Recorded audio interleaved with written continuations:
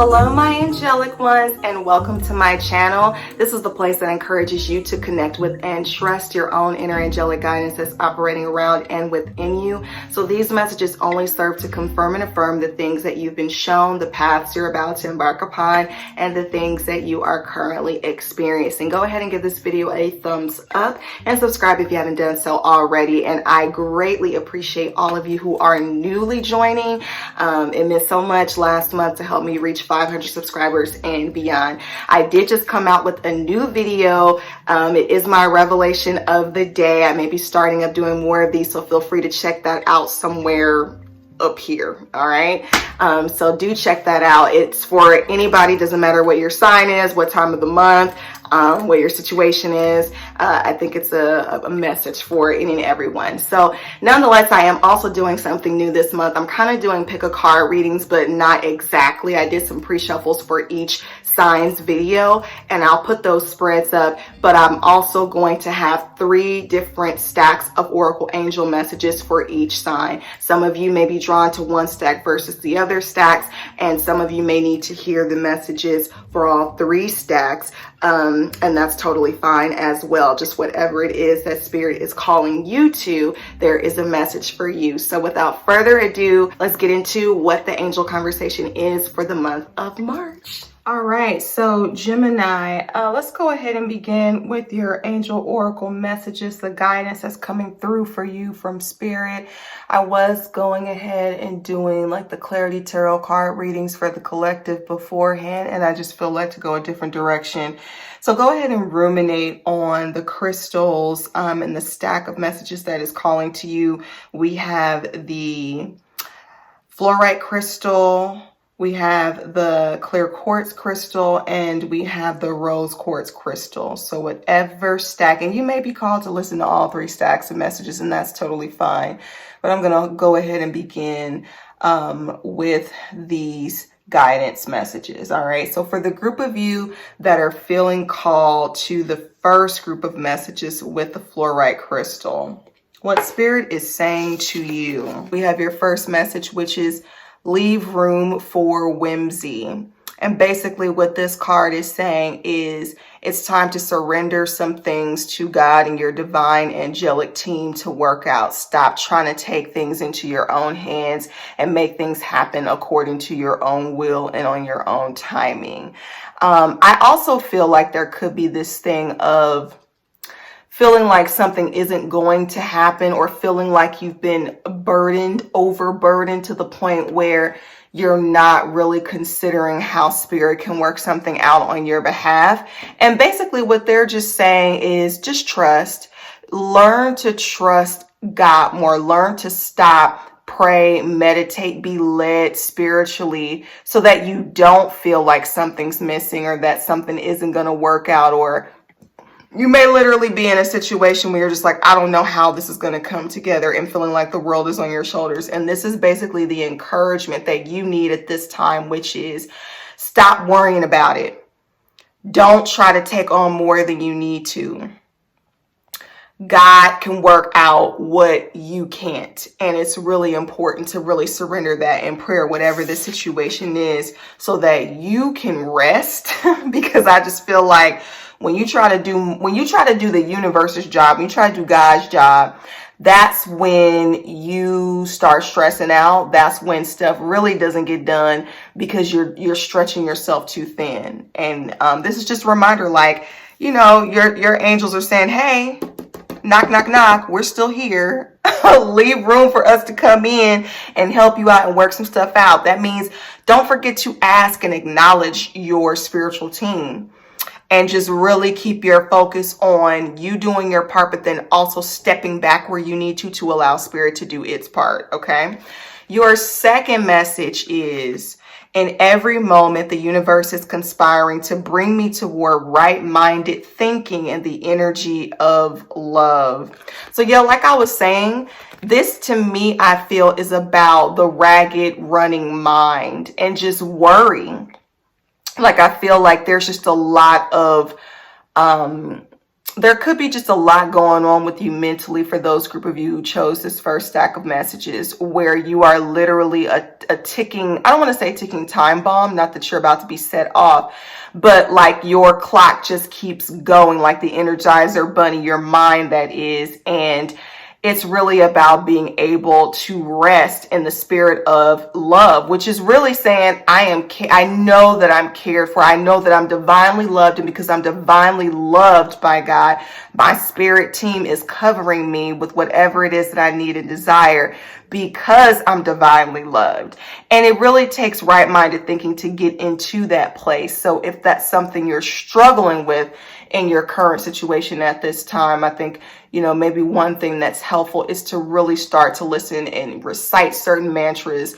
Get on YouTube, pull up a guided meditation that's going to help you get your mind in a place of rest and trust and belief and hope and faith, to know that you are not alone. You may feel alone. You may feel like, physically speaking, that you are the only person that is trying to work out a situation or handle certain types of business.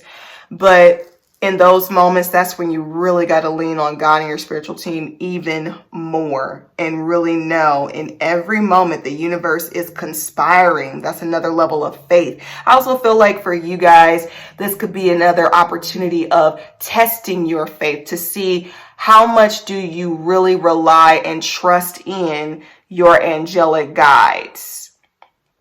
Okay. Maybe your prayer really is this. If you're struggling mentally to really stay in that frame of thinking, maybe your prayer is, God, help me to think the thoughts that I need to have, trusting you in this particular situation. Give me the right thoughts. Because I feel like in a situation where you're having to say that, it's apparent that there's really a battle and struggle, mentally speaking, to really, to feel that, like to really rest in that trust. So if you're struggling right now, make this declaration to yourself. And just remember, even when you're struggling with the declaration, just know that God knows what's going on. Your angels know what's going on, and they are wanting to work on your behalf. But you got to step back, take your hands off of it sometimes, pray and surrender it, and then just trust and let it go and watch what can happen for you. Okay. All right. So moving on to the second group of you who chose the clear quartz crystal, your first message is take the time. Take the time. Take the time to see something a different way. Take the time before you decide to say something. Take the time to get it right. Don't rush things. Take the time to talk it over with someone else. Let's get a bit more clarity concerning your overall message with the second card. And this says, I recognize that I have chosen fear and I choose again. I choose love. I feel like for those of you who chose the second stack of messages, you could very well be dealing with a relationship situation, romantic in nature, where maybe you or the other party has jumped to conclusions, and someone may be high in emotions and trying to sort through whatever has just gone down. If you are the person who might have done the lashing out, it's important to really take the time. Maybe this is take the time away. Take the time to settle down. Take the time to figure out why you reacted or responded in the way you did. And if you are not the person, because energy is fluid in these readings, it could be vice versa. If you are not the person who did the lashing out and someone has lashed out at you, it's important to really take the time to figure out what is the root of where this person is coming from and why are they treating me in a certain manner. And I think even more so, you could be choosing to stay in a situation based out of fear of loneliness, fear of rejection, fear of wasted time. I totally get that. But I think more than anything, if this is the case for you, it is also important to realize that the only thing you can truly lose in a relationship is the divine love, God's love. You can never lose that. But love from an introspective place, it's always and should always be self-love. Choose love. That is first and foremost loving yourself above neglecting yourself to love someone else, because that is never truly love. That is self-neglect and self-deprivation at the end of the day. If you are choosing to be involved with someone for what you deem as love, but you are not treated well, you are not respected, and you don't feel the same reciprocity of the love you give.